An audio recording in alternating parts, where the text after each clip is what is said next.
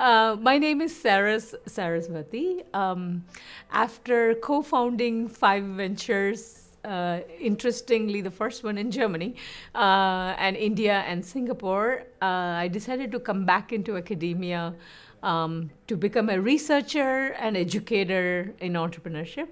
And so when I came into the program, I was truly curious about what should we be teaching. And I was at Carnegie Mellon University doing my PhD, and I got to study what I call expert entrepreneurs, people who have been through every possible experience that entrepreneurship has to offer, everything from failures to phenomenal success. So these are people who have founded multiple ventures and taken at least one company public.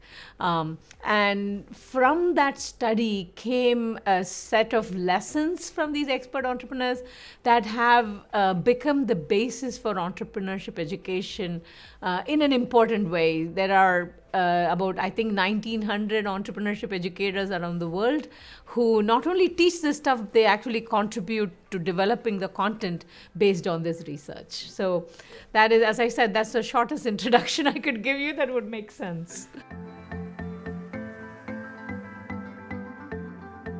So if you want to think about entrepreneurship, you can think about it as starting a company. But more interesting is to think about it as solving problems in the face of multiple uncertainties, right? So if you think about it as a way of dealing with uncertainty, what does this mean? It means the future is not predictable. There are many, many aspects of the future that are not predictable. So how do you solve problems, or how do you make decisions, or how do you act when there's so much uncertainty in the world?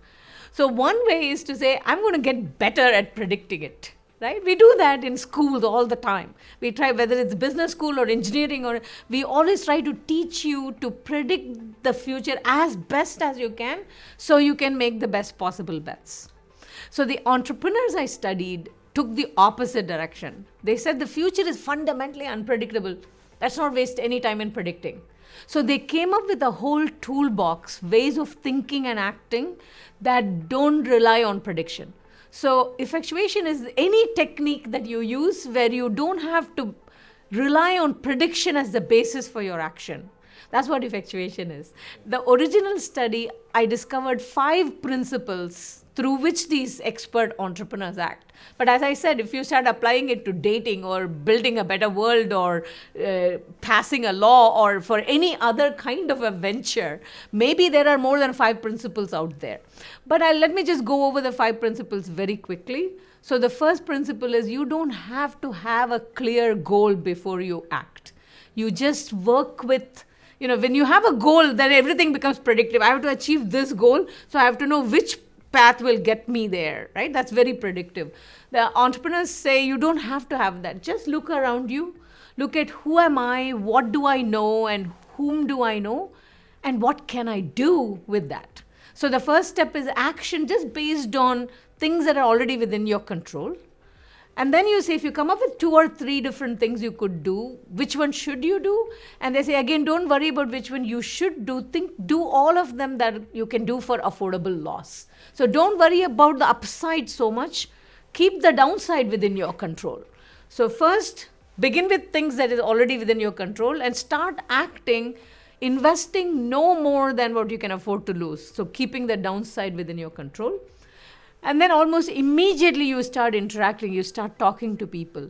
And again, you don't have to chase the people that you think you need. I need this person as a CTO. I need this person as an investor. Instead, you talk to anybody and everybody, and whoever chooses to work with you by actually investing something. An investment doesn't have to be money. So you work with whoever wants to work with you. And when you get together and start doing that, more and more a number of things come within your control.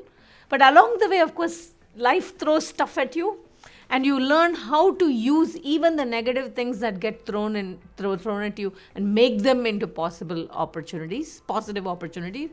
And that's the lemonade principle. And what you end up doing is you literally shape and you co-create the future.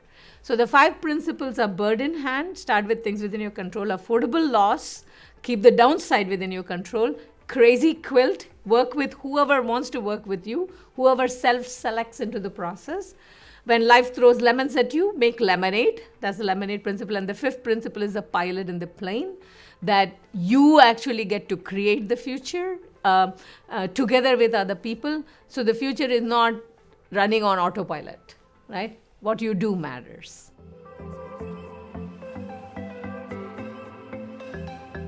In the 5 principles, I was explaining to you that you don't have to predict. What you're doing is you're making control into a strategy. So you're always working with things within your control. So when you think about cooking as an example of this, a very simple example, if you come in and say, I want to eat this particular thing, for example, I don't know, you want to eat, Shahi Paneer in India, right? That's one of the favorite dishes everybody has. And it turns out that you don't have cashew nuts in the kitchen, and you don't have the soft, lovely cottage cheese that we call. So you don't have any of those things. You only have like eggplant and cabbage and onions, right?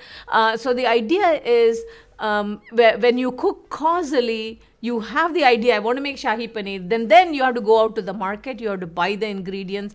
You have to know the recipe, and you cook it perfectly. When you cook effectually, you're just looking at the eggplant and the cabbage and the onions, and you start looking for what can I make with that. Maybe you go out and look in the garden, maybe some herbs are growing there, and maybe like you knock on your neighbor's door and they bring something, and you start cooking with that. Now, the important things you want to realize here is, so long as you're a good cook, right, you can get good dishes using whichever method you want. But still there are some interesting differences. So assuming you're a good cook, if you cook causally, you will get what you set out to cook. But if you cook effectually, chances are very high you're going to get something new, because you may not have all the ingredients, or you suddenly see an extra ingredient and you know how to put that together into a new dish. Also, if things go wrong, something happens, the electricity goes off and the oven gets spoiled or something like that, in the causal case, you're likely to lose more if things go wrong than in the effectual case. So the interesting thing about this is not about the probability of success or failure, right? If you're a good cook, it's really about the probability of innovation if you succeed, and then keeping the downside much smaller if things go wrong.